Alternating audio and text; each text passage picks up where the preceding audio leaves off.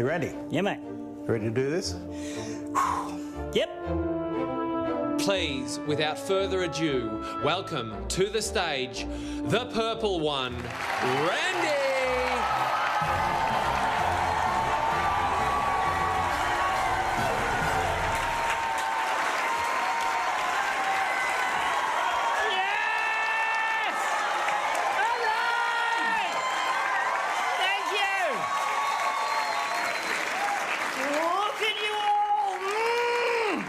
This is so exciting! This is my favourite bit of the show, this bit. The expectation. You don't know what to expect. I don't know what to expect. I've got high hopes for you people. I think you're going to be fantastic. Some of you may have never seen me before. There's probably a couple of you wondering what the is going on right now. A couple of people up the back probably regretting smoking that spliff before they came in.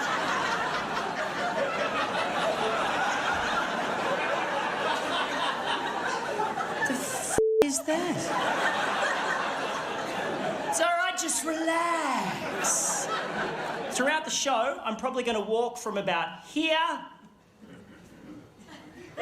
over to here.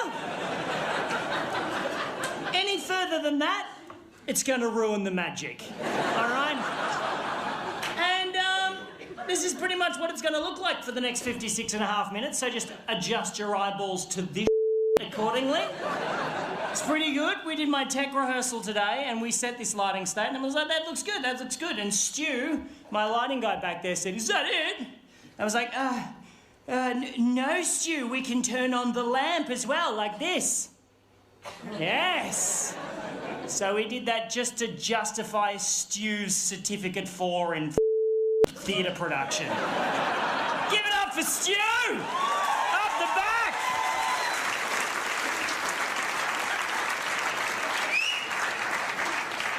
Who's having an alcoholic beverage this evening? Woo! I don't drink anymore. I used to slam that into my face like a weapon, but I quit.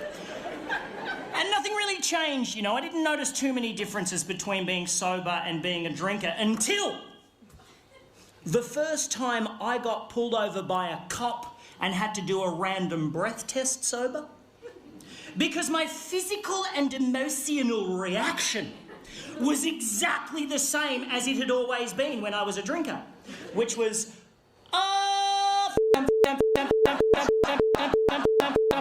wind down your window, please, sir. One long breath into the bag, please, sir. No,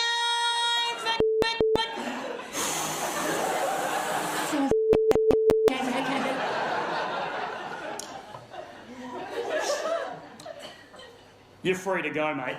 Oh, yeah, I am. And the sense of euphoria I felt was the closest feeling I'd had to being drunk since I quit drinking. To the point that I now drive around on Friday and Saturday nights looking for cops. And if I get pulled over, I pretend I'm drunk just to get an extra rush. Ah! Seriously, if you ever get pulled over and you're sober, pretend you're wasted. Oh, the buzz! It's like shelving 9 pills at once. It's sick. Seriously, next time the cop's walking towards the car, just be like, oh, shush everyone, he's coming! Act normal, he's coming! Put it down! Put it down, he's coming! Shush, he's coming! He's here!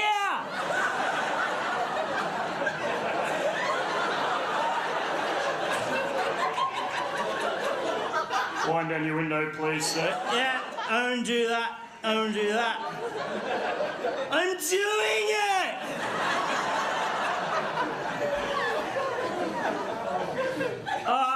It's electric. The button's in the middle because it's electric.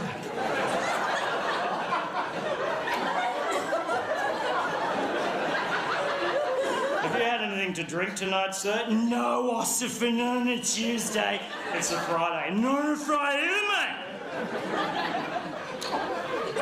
One long breath into the bag, please, sir. Yes, I will, you champion. You know, people say yous are but I don't reckon yous are. Woo! Ha ha!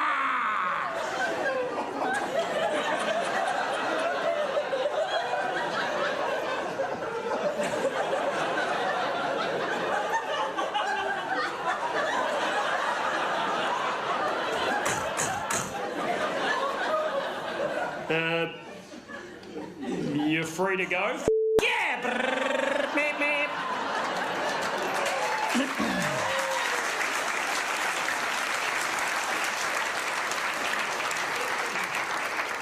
I took it so far once, I got taken down the station for a blood test. Oh, gets addictive when you get to that stage.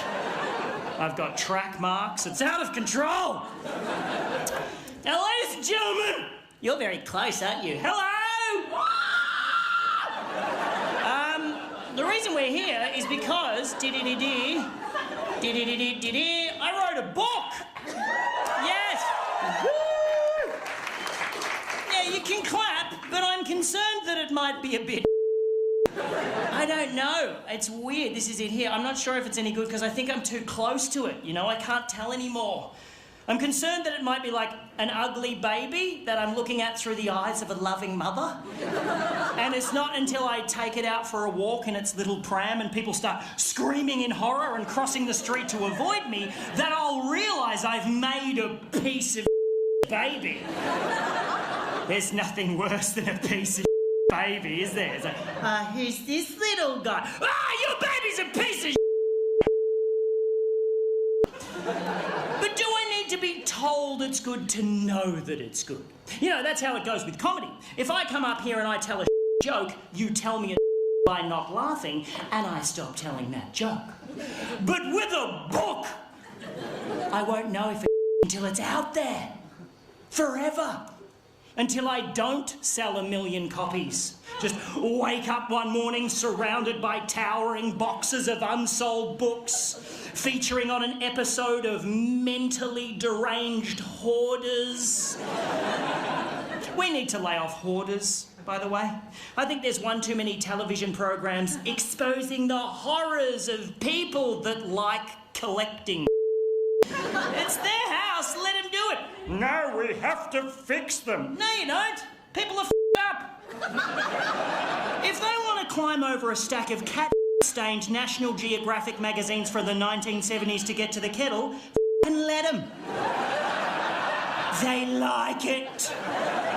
Yeah, but it's a mental illness. Yeah, well, maybe, but I would argue it's more insane to film them doing it and then package it like a tacky microwave meal for one, so can sit at home going, look how that person is! They've got too many of the same thing.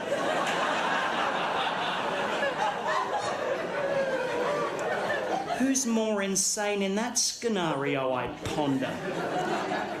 Anyway, my book is called Walking to Skye. It's about a young man who walks from the southernmost borders of Scotland up to the Isle of Skye in the far north, retracing the footsteps of his great-great-grandfather and having a massive existential crisis along the way. It's a real humdinger! And now that I've written it, I am terrified to let anybody read it. So what I've decided to do is I'm going to read bits of the book out, you're going to react, and then at the end, we'll all collectively decide whether or not I should kill myself. Okay? Okay. Here we go. Ready? Everybody comfortable? Yeah. No one needs to go to the toilet or get a drink or anything? No? If you do, seriously, just go for it, because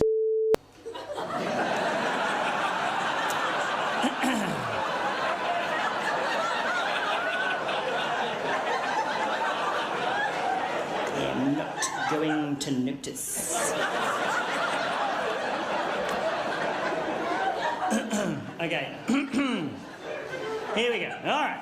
Here we go. Okay. Okay. All right, here we go.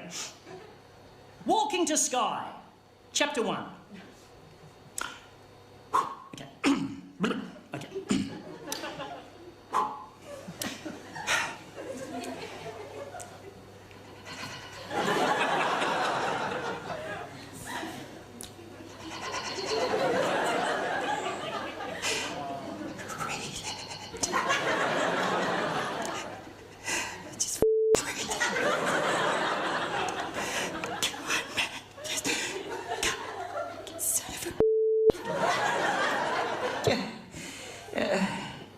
too scared. No, off. It's weird being scared for this. You know, it's strange to be scared of something so intangible as judgment. You know, I care what you people think, but taste is so subjective. You know, one man's To Kill a Mockingbird is another man's Twilight Saga. Hello there, what's your name? Matthew. Matthew! They're about there, Matty? Tell me, Matthew, what do you fear? What's your greatest fear? What are you scared of, mate? We're all friends here. Open up, unpack some what's your biggest fear, Matty? Rejection. Rejection? Same as me. What do you know about my fear of rejection? How old are you, man? 26! The 20s are the time for rejection, my friend. It is the best time for rejection. Have you been rejected a few times? Quite a lot. Ruck it up, Matty! Ruck it up, mate. You wear those scars like a warrior, mate. And then you get to 36, my age, and you could not give a my friend. I'm telling you, mate, rack up the rejection while you can and then just grab whatever's left. That's what you've got to look forward to. Let's hear it for Matthew! Yes! Rejection, eh? I think, actually, Matarectomy, I think for me, Matanoodles, I think I'm actually more scared of failure in this case. I fear that I might have written a book and as a result I'll fail, you know. But I believe, it was Ernest Hemingway who put it best when he said, "The first draft of everything is." And I often thought of that while I was writing my book. It's a great thing for young readers and young writers, to keep in mind, because it kind of lets you off the hook, you know. It makes you feel not too bad when you churn out something akin to 50 Shades of Grey fan fiction. Every nerve ending in my body tingled as he boldly placed his directly onto my left shoulder.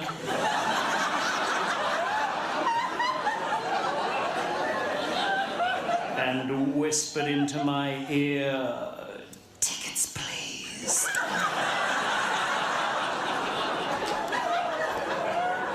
Suffice to say, that won't be the last time I catch the bus to Broadmeadows.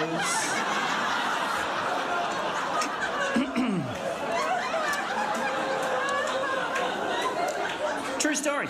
True story. Okay, I'm going to read the book. Broadmeadows, good suburb, Broadmeadows. Good name. Has Broadmeadows ever had that reaction anywhere ever? How good is Broadmeadows? Woo! Woo! Wooing is one of the few things you can do in a crowd. You can't woo when you're on your own, can you? You can't just be walking down the street like, "Woo! What's wrong with that person?" But if there's a group of you going, "Woo!" it's like, no, they're having a nice time, aren't they? Wooing, when you're in an audience, one of the few times you can get away with wooing. Don't woo at the butcher's, you know. I'll just have 2 pounds of some sausages and some pound of mince, and that'd be £6.50. Woo! I no longer wish for you to purchase my meat products. What was I talking about? Oh, Broady. Yeah, Broadmeadows. It's a good name, Broadmeadows. Like, it makes sense. There was an expanse of just no stuff. There was some broad meadows. And they went, let's build it here. And it was an honest name. All these new subdivisions now, they're all just, what are we going to call this deserted swamp? Spring Valley, Mount View, Nice Face. That. Named them honestly, you know? Where are you living now? Water feature. Where are you? Stabbyville. How's that? Yeah, it's good. It's close to schools, which is great, but we do get stabbed a lot, though, but you know, we knew the risks. Because it was in the name. Because it was in the name! mine, yeah. I like an honestly named place. I was in Broken Hill recently. That's an honestly named place. We had a hill, we broke it. Welcome to Broken Hill.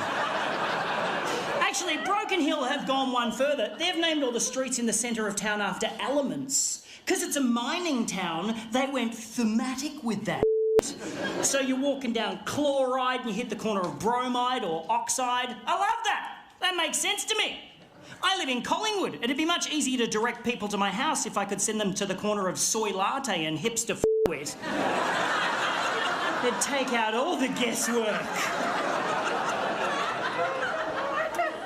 When you're heading to Frankston, don't forget to check out the beautiful parklands on the corner of Bucket Bong and Pregnant Teenager. They are just enchanting. All right. Gonna read the book. Okay. Here we go. You cool, Matt? Sick. I'm gonna keep talking to you so you feel included. Therefore, not rejected. Okay. Alrighty. Okay, here we go. All right. Shut up, I'm gonna read it. Okay. Walking to Sky, Chapter 1. Fascinating man, Ernest Hemingway. I didn't know a lot about him, but I kept thinking of that quote, the first draft of everything is while I was writing my book, and I started to think, who are you to tell me my first draft is Hemingway? What did you ever do that was so good? So I realised I didn't know anything about him, so I decided to do some research on him, and it proved to be an excellent means of putting off writing my book. And now I can tell you everything I know about him as an excellent means of putting off reading you my book. So swings and roundabouts, my friends. Swoons and rimble-dibba-doodle-doo-doos, as they say in Scotland. They don't say that. No one has ever said that. Anyway, what I suggest we do, okay, is I'm just going to tell you a bit about Ernest Hemingway, a bit about Hemmers, and then we'll just let the segue into reading the book develop organically, like a runaway fungus at the bottom of a misplaced coffee cup. Huh? Guys, how long's this been behind the couch? There's little people in it. Save us! Save us from our porcelain prison! Ah! We're free!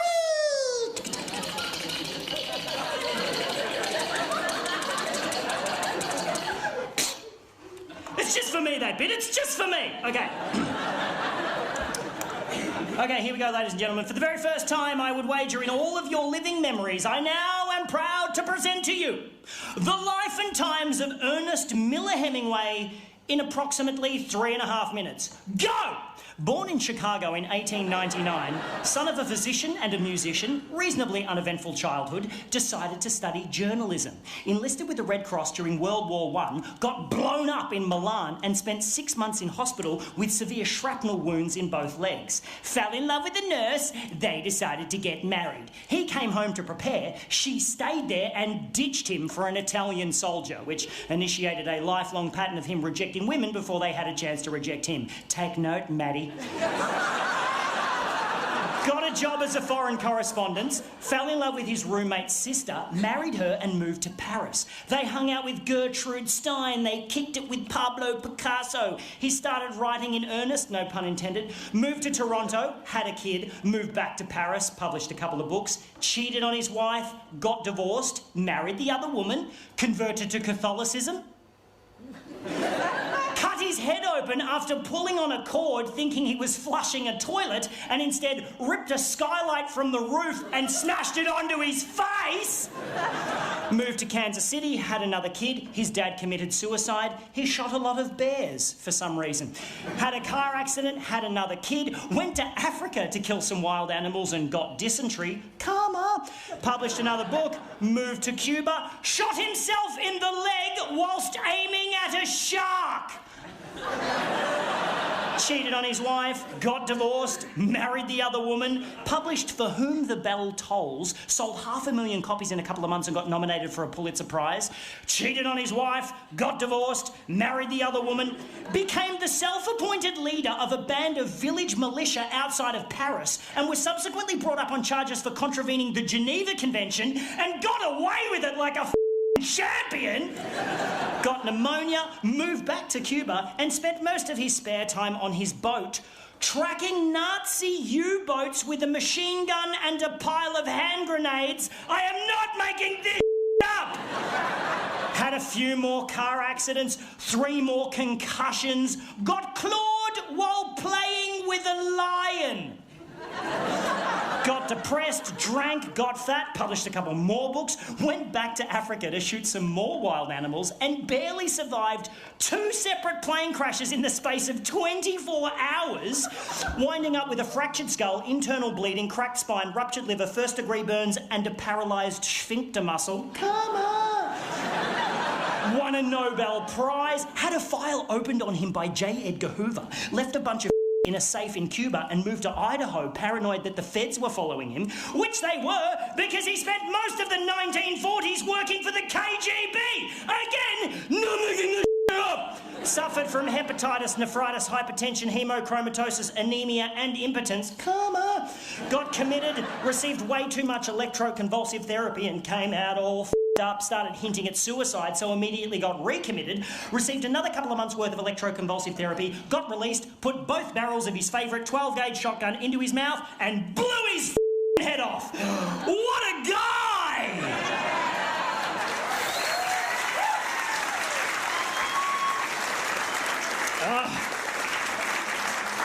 That is all true. What a unit! Hemingway is the quintessential anti-hero, the talented, charismatic, belligerent, suicidal, alcoholic genius that can't keep his in his trousers. And he still found time to write about 15 books. I've written 1, and it took me ages because I procrastinate like a I only got this written by doing most of the work in my local public library, because it's very difficult to masturbate in the reference section without getting caught. It's almost impossible, in fact.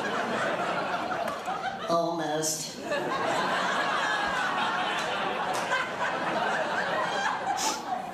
I don't even enjoy masturbating anymore. I just do it to avoid other tasks.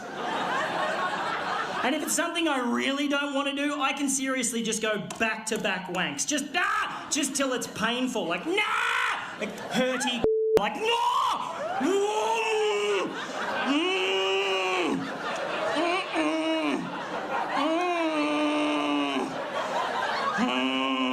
Okay, fine, I'll do the dishes. And you know, the weird thing about books is that you only really need to write 1 to be considered to be a great writer. Until last year, To Kill a Mockingbird was the only book that Harper Lee ever published. 1 book in 89 years. To be fair, that book did win the Pulitzer Prize and sold over 40 million copies, so she didn't really need to do another one, did she? Hey, Harper, you going to write another book? Nah. Did you read the first one? Nailed it! Nailed it! I'm just doing the 1. Just doing the 1. Imagine if I did that, came up here, told 1 joke, and then stared at you for 58 minutes. You going to tell another joke? No. Did you hear the first one? Nailed it! I'm just doing the 1. There's not many jobs where you can just do the 1, is there? Just writers and suicide bombers. It's hard to do 2 of those. Or maybe UFC fighters that get punched in the head so hard in their first bout that cerebral fluid trickles out of their eye sockets. Oh, that's Randy. It happens. It's pretty much the perfect example of why we're sort of festering in this evolutionary cul-de-sac, isn't it? Welcome to planet Earth. There's approximately 7 billion of us.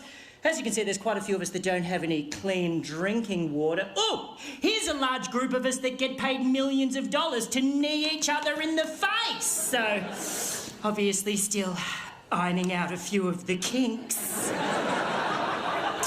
Martial arts, mixed or otherwise, should not be the domain of fat-necked ruffians trying to stomp on each other's ball sacks.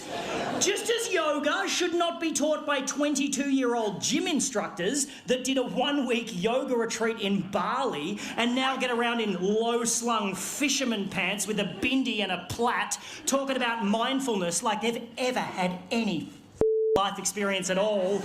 I'm sorry, you can tell me to relax and centre myself when you spend maybe 10 or 15 years considering what that actually means. Until then, go back to taking photos of the froth on your coffee and shut the up.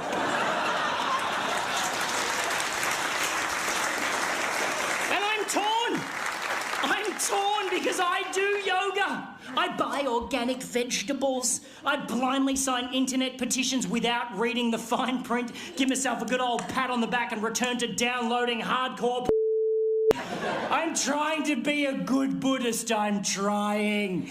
But it's even difficult to identify as Buddhist in the current climate without coming across as some sort of new age pompous just dipping his toe into the what does it all mean kiddie pool while holding a beer in one hand, a cigarette in the other, and staring lecherously across the backyard at your cousin's.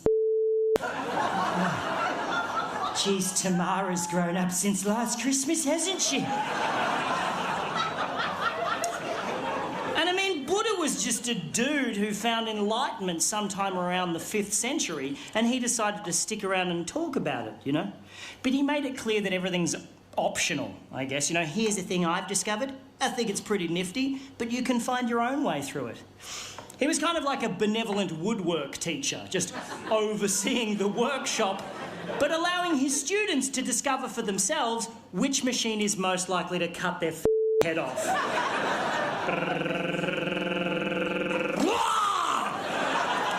It was that one, Gareth. Well done. A+, matey. A+ for you. And there's been loads of other Buddhas since, right? But they haven't necessarily felt the calling to stick around and talk about it, I guess. They just become enlightened and off. I think that's fantastic. But are you only enlightened if you're able to share it with people? You know? If I write a book and nobody reads it, is it still art? What is the collective noun for monkeys?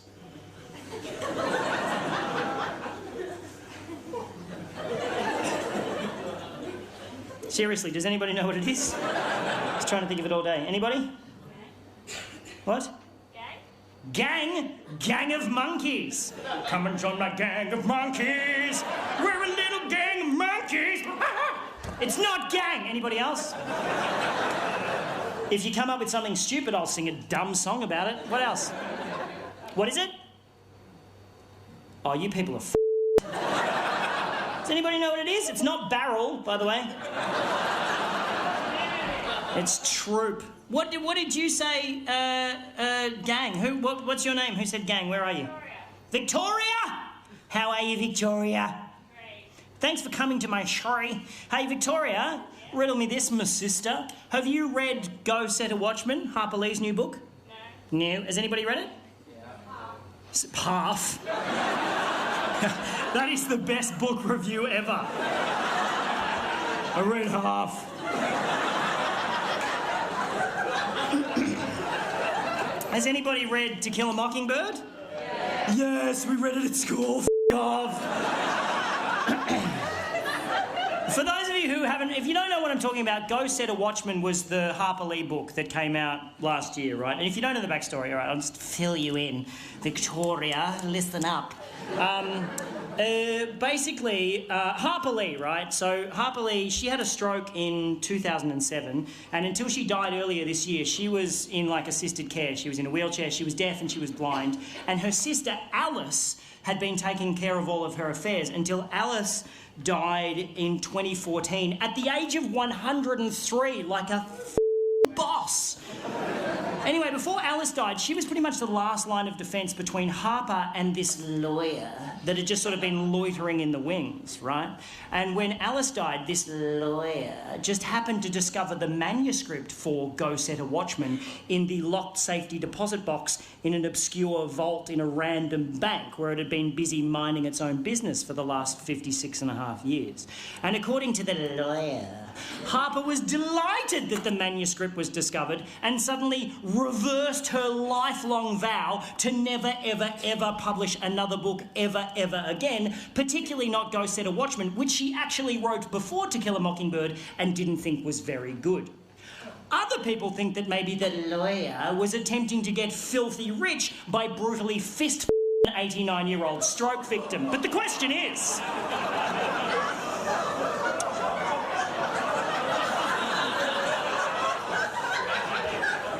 The question is, if To Kill a Mockingbird had have stayed in that vault alongside this newly discovered manuscript, would it still technically be a work of literary genius? Or is it only once something's been evaluated by the world and possibly someone's made some cash off it that it's considered to be valid artistic expression? Is art only art once it's been witnessed, acknowledged? If I don't take a bow at the end of this show, does it devalue the performance? Will you feel unsatisfied or rejected?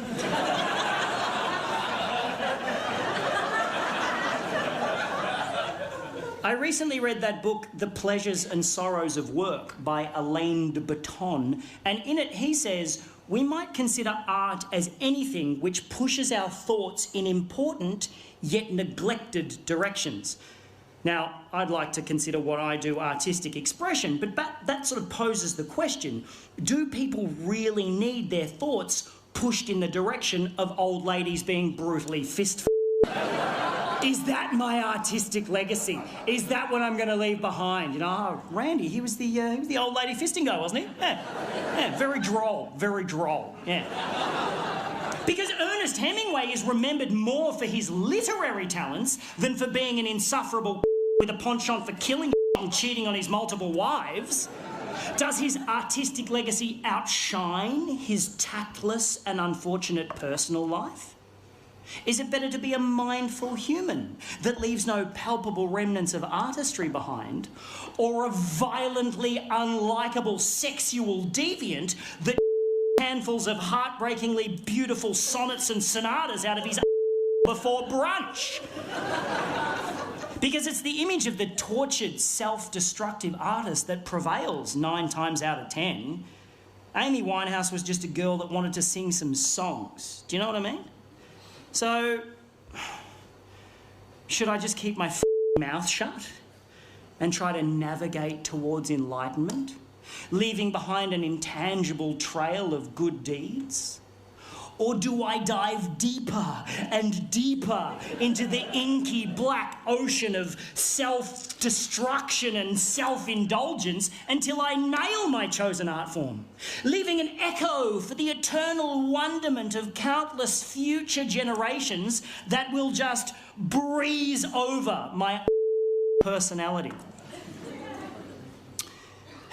It's what's keeping me up in the night times. Yeah.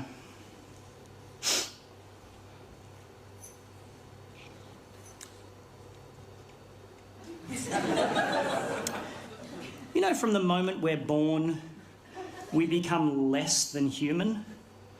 You know that? All the bacteria from our mother is passed on to us on the way out of the womb, and from then on, we just continue to collect on the inside and the outside until the day we expire. Occasionally you get to choose what that is, but most of the time you have very little say in where it comes from or when. You just have to try to duck and weave your way through the for as long as you can until a chunk of with your name on it finally cleans you up. Look, I know this was billed as a comedy, but let's talk about death. Woo! There are some pretty ridiculous ways to die, though. Oh, like that guy, that scuba diver they found when they put out the bushfire. Oh my God, have you heard this story? They put out like a bushfire and they found a dude in full scuba gear and they figured out that the water bomber plane or helicopter that scoops up the water to put out the fire accidentally picked up a diver and dumped him into the flames. What a f***ed up way to go! It's pretty much the polar opposite of he died peacefully in his sleep, isn't it? Just dumped out of a plane into a blazing inferno with a highly flammable gas tank instead of a parachute strapped to your back. No! Oh, I just wanted to look at the fish.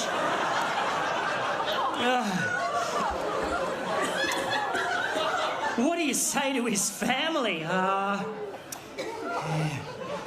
least he died doing what he loved. Well, he was a firefighter that enjoyed skydiving and water sports, but I'm not sure he ever wanted to combine the three.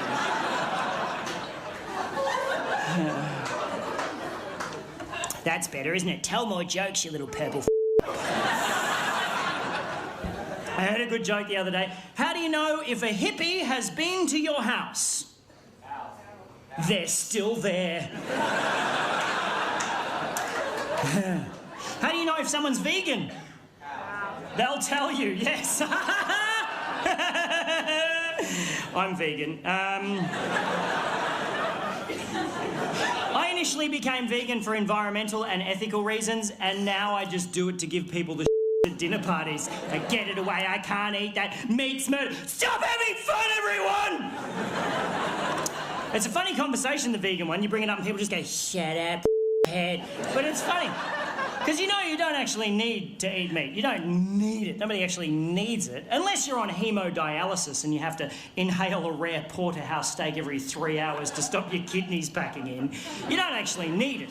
That makes it a choice. And it's your choice. As long as you understand that that choice is born from belief, and that particular belief is called carnism. It's an inherited belief system that sort of conditions us to eat meat. And the notion is so pervasive, I guess, it's viewed as a given rather than a choice. But it's totally a choice. Where do you get your protein from then, you little poofter?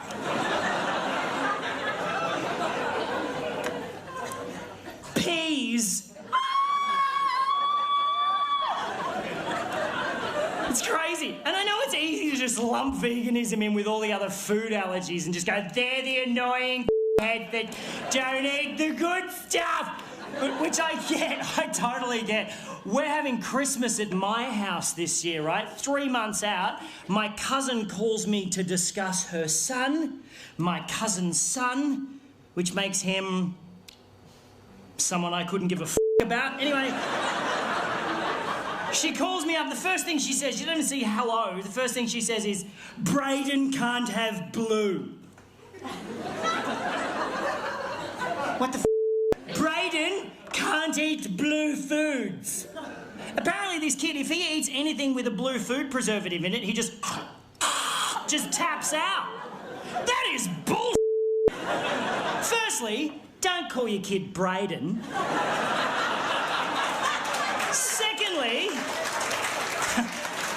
Secondly, blue is not even a natural colour for foodstuffs. It occurs very rarely in nature. Name me one blue food.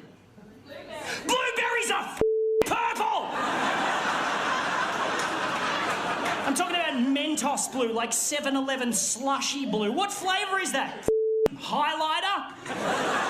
I know, Randy, blue means mint. Mint is green. If you planted mint and it came up blue, you would set that on fire. And it's cool. It's cool. It's like ice. It's like water. Water is clear. The only time water is blue is when there's billions of tons of it and it's all in the one spot. And then it's got all sorts of in it, like salt and sharks. Blue means sharks in it. Don't eat it. It's got sharks in it. You know when sharks eat people, it's but it me how they immediately go out and kill the shark. Like, oh, it's gone rogue. It's gone rogue. No, it hasn't. It's just doing what millions of years of evolution have programmed it to do. swim around eating. Yeah, but...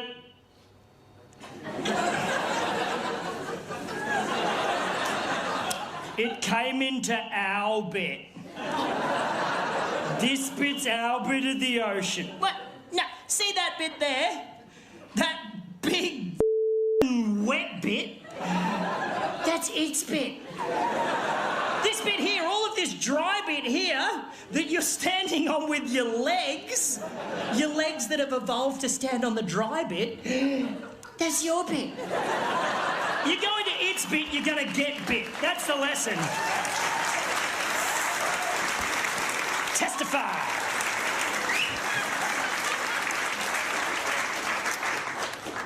Paddle out next to a seal colony and wiggle your around like a slutty little hors d'oeuvre. Complain when you get munched. There's that weird disconnect, you know. It's the same thing as carnism. It's like if I imagine a pig is just a pig and all pigs are the same, then I can detach what is on my plate from how it got there. It's just how most of us are brought up, you know. But if you saw someone slit the throat of a Labrador and then string it upside down to die an excruciating death, just squirming and bleeding out at the end of a steel hook, you'd think it was a bit How is a pig any different? It's not. It's actually not. I said that on stage in Rockhampton in Queensland about four months ago. I was like, how is a pig any different? And a man in the audience yelled out, bacon! Touché, sir. You win this round. He actually came up to me after the show. I was standing at the merch desk, not selling anything, and I saw him coming from the other side of the room. He's this massive dude. He's like, ah, you're a large man. He said, I was the one that said bacon. I was like, don't kill me. He goes, nah, you're all right, mate. You're all right, mate. It's the most passive-aggressive Aussie male thing you can say to another dude. Nah, you're all right, mate. It basically means I want to punch your head in, but I don't want to upset me missus. You're all right, mate. Anyway, he goes to me, mate, you're not going to make any friends in Rockhampton being a vegan. Did you know that Rocky is actually the beef capital of Australia? I didn't know that. With over 2.5 million head of cattle within a 2.5k radius of the town centre. Didn't know that either. And that is a fair whack of the 13 million head of cattle in Queensland alone, 70% of which is bred purely for export. Few fun facts for you, matey. Few fun facts for you. I said, thank you, sir. I did not know any of that.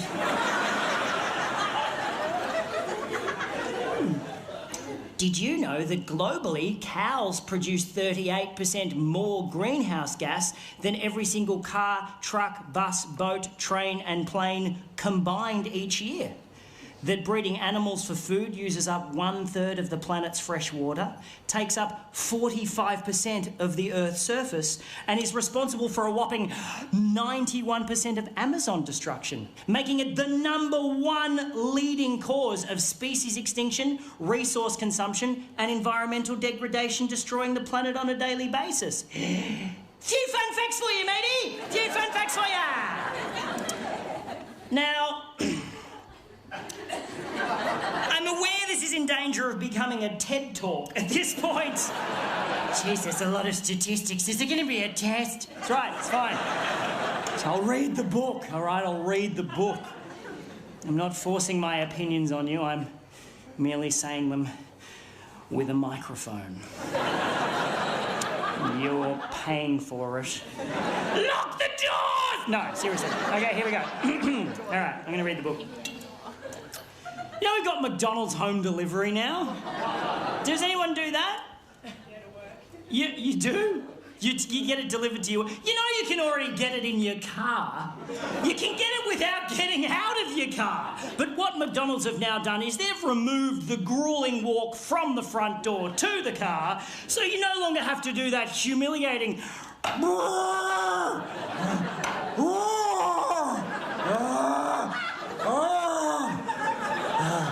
now I have to open my car door. Oh, click. Oh, why cannot they just Well, now they can. I think it's a good thing. Keep the fatties off the streets. Stop them hogging up the footpaths. They want to eat, let them do it in their own home. Who's with me? Who's with me? Don't clap that. It's a horrible thing to say. You monsters. Okay. You all good, Maddie? Sweet. Okay, here we go. Okay. All right, here we go. Bucket. Okay. Stop it. Okay. Do you like my typewriter, by the way? Isn't it beautiful? It's basically here just as a prop, but occasionally I'm always tempted to just go over and go da da da da da da da da da da da. A few Murder, She Wrote fans in the house, thank you. Everybody else going, what? What is that? Sounds like an old person's joke. It is. Totally is. All right, here we go. Okay, here we go. Okay. Walking to Sky, Chapter 1. I bought a bookshelf on Gumtree recently. It was an amazing experience. I'll quickly tell you about it and then I'll read the book. But I found it strange because it made me start to think about the way, like, our methods of communication have sort of changed over the years. You know, in the old days, if you wanted a bookshelf, you'd just go see Gareth the bookshelf guy because he was the dude in your tribe that made the bookshelves. He had a little bookshelf cave. He was reputable. Now any mad can sell their on Gumtree. You know what I mean? As a species, we're sort of able to cope with knowing and gossiping about around like 100 or 150 people. That's like the limit of our tribe. Any more than that, it starts to get confusing, which is why we created abstract constructs like territories and deities to unite larger groups of people under an imaginary common factor. And it works a treat because we only really gather en masse on special occasions. But I think like social media and it's all that up, you know. I don't think we're able to deal with the thousands of people we're connected to on a daily basis, and as a result, we neglect our immediate 150, you know. That's why I never get invited to parties anymore. It's not because I ramble on about veganism and old ladies. It's because I'm not on Facebook and everybody just assumes you are. I am so behind on the births, deaths and marriages of my friends that I feel like the time traveller's wife every time I go to a party. I'm like, this is Tim, he's our son, he's 6 now. Didn't even know you were pregnant. Anyway, and you know smartphones aren't that great. You know that, right? They're not that great. You don't need the internet in your pocket. You work at Coles, okay? You're not working for the president. You don't need it. You don't need that much information. And also, what was the point of developing opposable thumbs for you to take a photo of your head and post it on the internet and then just stand by for validation? No one gives a about your head. They'll only validate it in order to gain permission to post a photo of their own head on the internet and stand by for validation. The people who give a about your head will at some point see it in real life. Your head and the neck it rode in on. Your vanity is sucking up my bandwidth. Anyway, this is what's going through my head as I'm on Gumtree looking for a bookshelf because, oh, you know when you put something in the search in Booktree, what the when you put something in the search on Gumtree, I'm having a stroke up here. Yeah, when you put something in the search, right, and like, there's always a couple of things that come up in the list that are like the polar opposite of what you search for. I'm like, get out of my head, Gumtree algorithms, conspiracy! No, but seriously, you type, it's like bookshelf, and it's like bookshelf, gramophone. Bookshelf, combine harvester, what the f***? That's actually a pretty good price. Anyway, on this particular day, I found 2 bookshelves that worked for me in terms of cost and, more importantly, geographical convenience, because I'd be if I'm driving to Broadmeadows to pick up a bookshelf, right? So I type in bookshelf and I see the 2 things and I'm like, okay, one seller is Kathy, the other is Morgan. I send them both the same text message. Hello, I saw your bookshelf on Gumtree. Is it still available? Kathy texts back straight away saying, sorry, it went this morning. That's cool, Kathy. I'm sorry I gave you an annoying voice in the retelling of this story. Morgan's response came through a couple of minutes later and simply read, "It was my wife's bookshelf." How do you respond to that? Aside from the fact that it doesn't answer my question, his use of past tense in that sentence unnerved me slightly. I'm like, oh, I should probably just find another bookshelf. And then I noticed he lived in the suburb next to me, so I replied, "Is it still available?" He responded with the letter Y. Just a Y. Is he asking me why I want to know if it's still available? Or is it a Y for yes, and he's so in the throes of grief that he can't manage the E and the S? I assume it's a Y for yes, so I respond, "Cool, I'll take it. When's a good time to come and pick it up?" No reply for 15 minutes. I'm like, oh, he's forgotten about me. I'll find another bookshelf. And then when his reply actually does come through, I realise he spent those 15 minutes crafting his response because it's a thesis. He must have felt so bad about only using a single consonant in his previous text that he just massively overcompensated with this one. Also, for some reason, felt that the use of punctuation entirely unnecessary. So it's just one obscenely long sentence which reads, "You must come and pick up now. I only have short time here at house and also it wide. So bring van or trailer and there stair. But I can help you carry downstairs. If you come park out front, walk up past ring bell and I will help you carry it to trailer or van. I only accept cash and if you do not come now, I will sell it someone else."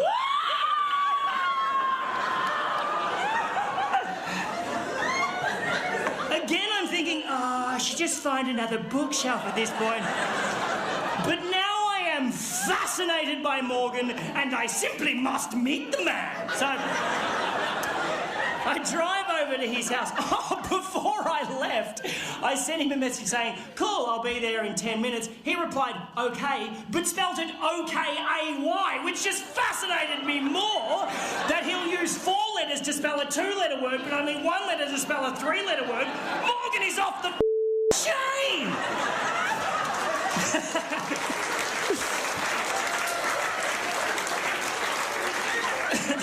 And as I'm driving over to his house, I'm trying to picture what he's going to be like, you know. His pidgin English might suggest ethnicity of some sort, but I don't want to racially profile him. Maybe he's an old man who recently lost his wife and is not that very good at texting. Or maybe, and I'm really hoping this is the case, Morgan is just crazy. So I get to his house and I go up to I park out front, walk up past ring bell, and I brace myself for the door to be opened by like an old man in a smoking jacket, wearing fishnet stockings and suspenders, just puffing on an opium pipe, while a butler just creepily polishes a goldfish in the background. And then a tiny pug dog wearing a fez hat just trots up the hallway, sits on the mat, looks up at me and says, "Welcome to our lovely room."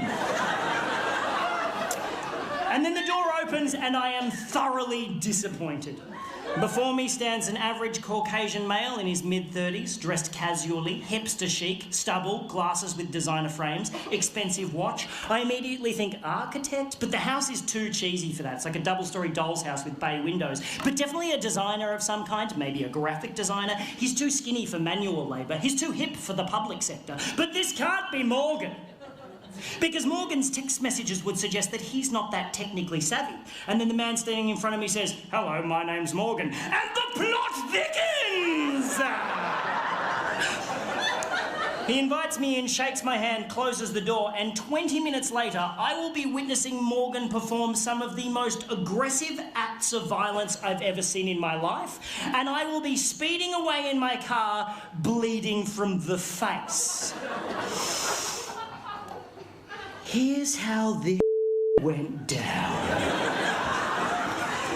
I go into the house and I notice 2 things immediately. 1, this is a house in the throes of renovation. Nothing too extreme, but there's like drop sheets on all the furniture, there's freshly painted walls, there's a bathtub wrapped in plastic in the hallway awaiting installation. Someone's doing some work on this house. The second thing I notice, on the way up the stairs to the second floor, on the first floor landing, is a wedding photograph featuring a very cleanly shaven Morgan with a very beautiful bride, very much in love. The photograph is very much on the floor and the glass in the frame is very much smashed. She's not dead, she's left him, and the plot thickens a bit more for Morgan. And as Morgan unceremoniously, kicks the photo frame to one side on the way up the stairs, I really wanted to pry into Morgan's life and ask heaps of inappropriate questions. But he was clearly a broken man. He had this terrible air of sadness around him, so I didn't want to intrude. Luckily for me, though, I didn't have to, because Morgan immediately began oversharing and told me the whole story. Thank you, Morgan. I shall hang off your every word and then retell your tale to 200 strangers and record it for a DVD.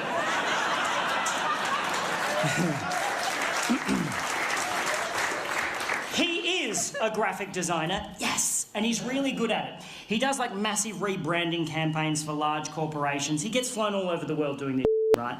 About 4 years ago, a woman hired Morgan to rebrand her florist business, and he did such a great job, she married him. And he thought everything was just fine, until about 3 months ago. Morgan had to do a presentation in Sydney, right?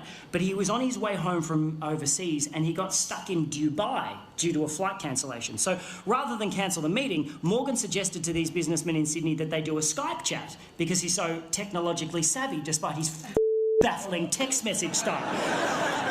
So Morgan checks into a hotel, cracks open his laptop and starts Skyping with this room full of businessmen in Sydney who are all watching Morgan on a massive screen on their boardroom wall, right? And everything's going great. Morgan is totally nailing it until about halfway through, he realises that a file he wants to show these dudes is on the desktop of his home computer back in his home office in Melbourne. And he decides to live share the desktop of his home computer on the Skype chat. He knows how to do that. He can control his computer remotely from anywhere in the world. It's not particularly new technology, but Morgan makes it sound so impressive. So this room full of businessmen are all watching keenly Margaret, bring in some biscuits. There's some newfangled going on in here. As Morgan clicks a few buttons and brings up the desktop of his home computer on the Skype chat. Now, what Morgan doesn't realise is that his wife has been using the photo booth app on that particular computer to take pictures of herself. To take naked pictures of herself. To take naked pictures of herself doing some pretty up shit. It's embarrassing to say the least. Just as Margaret came back in with the biscuits, I've got you the... Now, those of you who are familiar with the photo booth app will know that how it works is it accesses the built-in camera in your computer and with a click of a button takes a photo of you when you're standing in front of the screen. And if you know that, you'll also know that if you leave that application open, the camera also stays open, witnessing whatever may be happening in front of the computer in real time, such as your wife in your home office your best mate.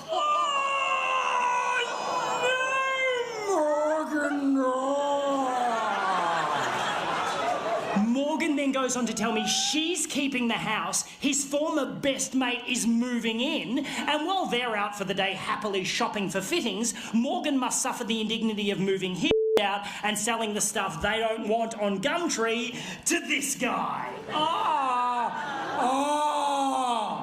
It's at this point of the story that Morgan starts crying. He breaks down, and I do not blame the man. It's horrible, and I just want to give him a big hug and say, everything's going to be all right, Morgan. But I am holding the full weight of a bookshelf halfway down a set of stairs, and Morgan is the only thing stopping that bookshelf from caving my face in. I was like, Morgan! Morgan! And Morgan managed to pull himself together for about 8 seconds and then just went bah and let the bookshelf go. I fell backwards. It literally rolled over me and took out the light hanging above the staircase. I'm now lying on my back getting showered in broken glass as the bookshelf turned end over end and just went thonk right through a freshly painted wall at the bottom of the stairs. I'm like,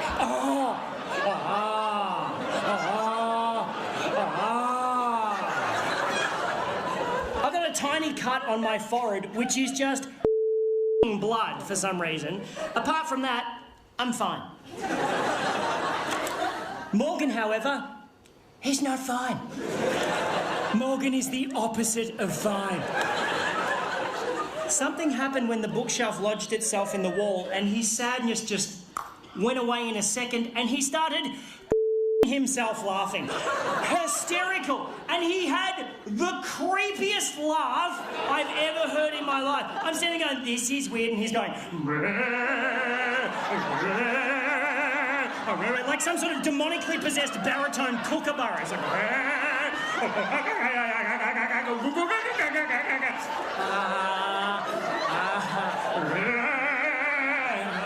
can I still have the bookshelf? He's like,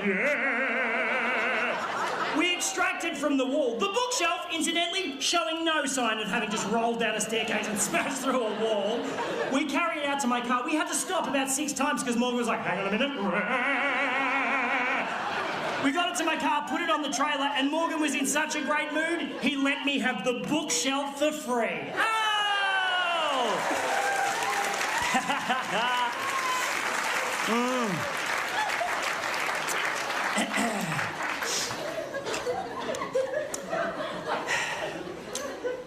And that's where the story should end.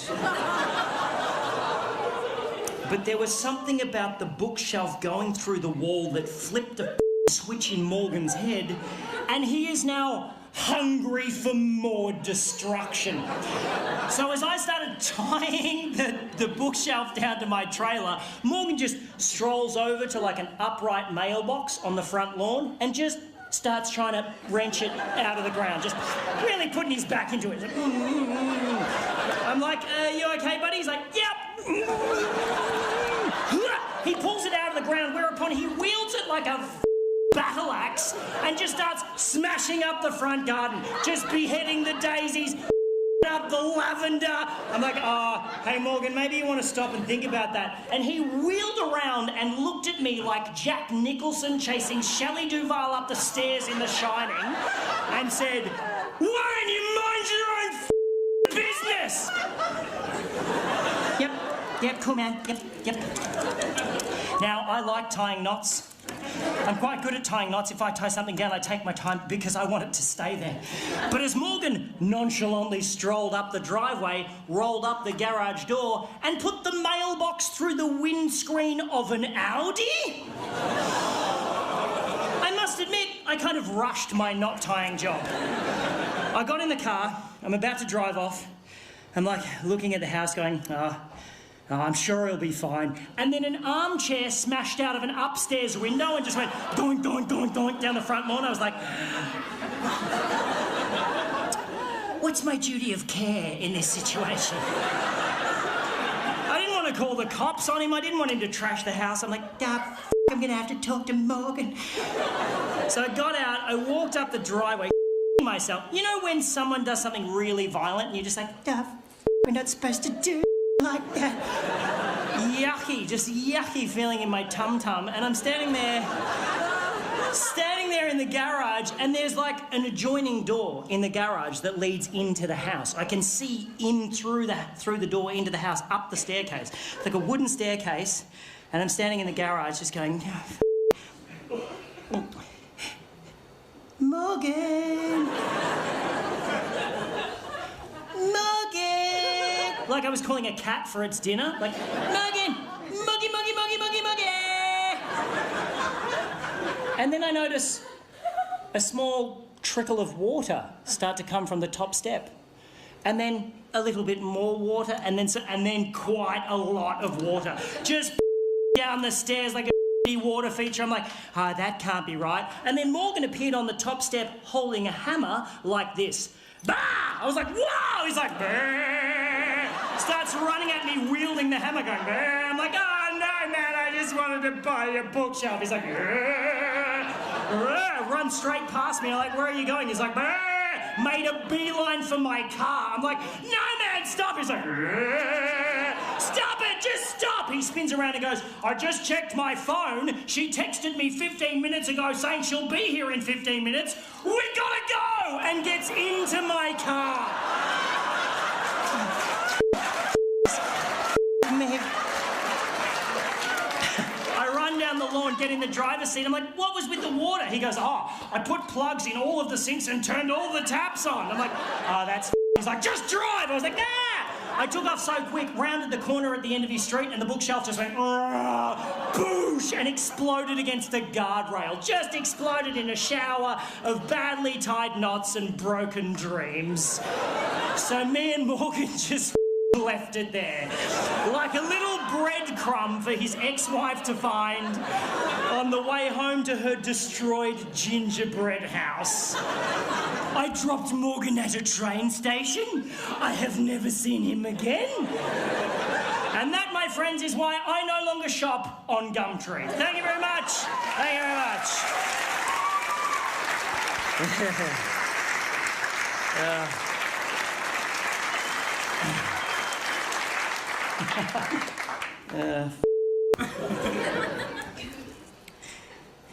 You know my favourite bit of that story? I just made it up. Yeah, it's not true. There is no Morgan. It's very unsatisfying, isn't it? But I saw him in my head. I saw Morgan in my head.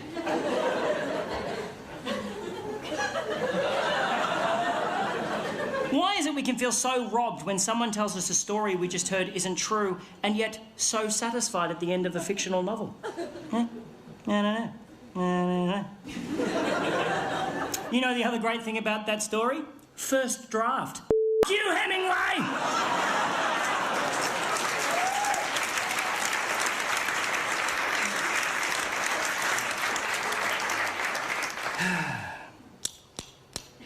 Can't end on that, can I? Those lies? We did not come here to be hoodwinked, sir.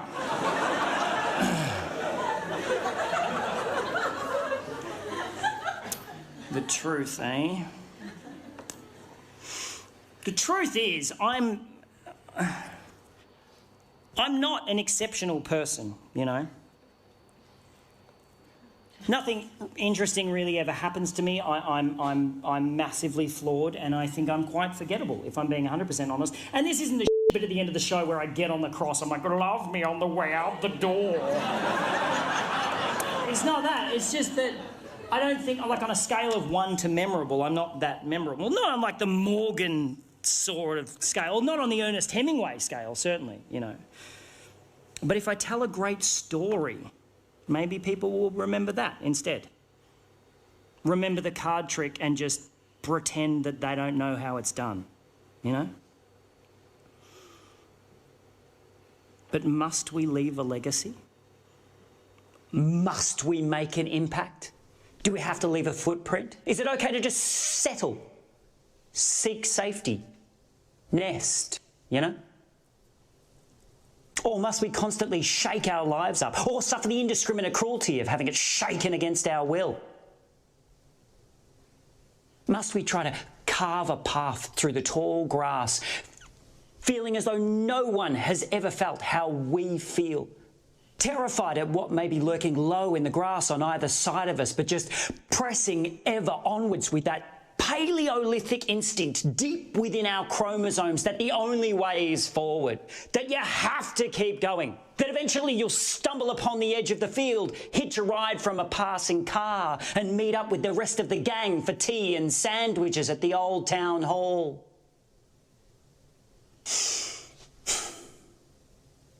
Do we feel like the path that we are carving through the grass is all our own?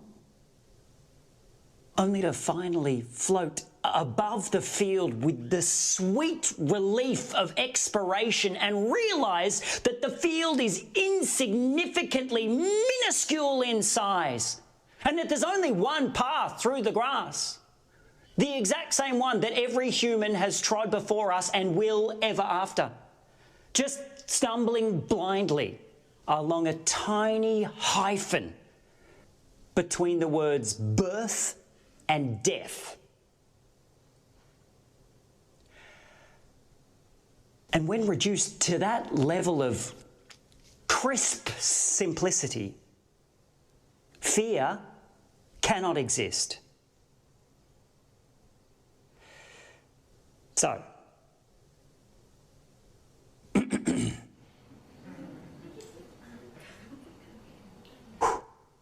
Walking to Sky, Chapter 1.